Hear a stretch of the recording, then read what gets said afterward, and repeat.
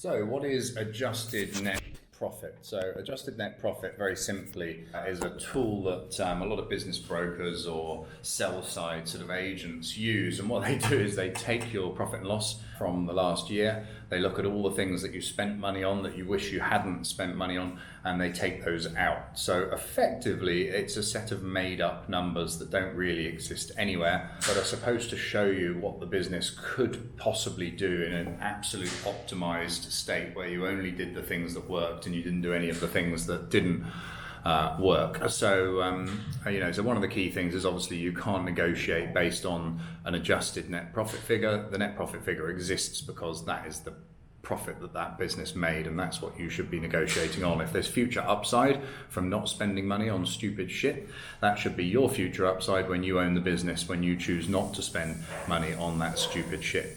So so avoid, if you see the word adjusted EBIT, adjusted EBITDA, adjusted net profit, any of those kind of things, just look out. That's what they mean. They mean it's not real.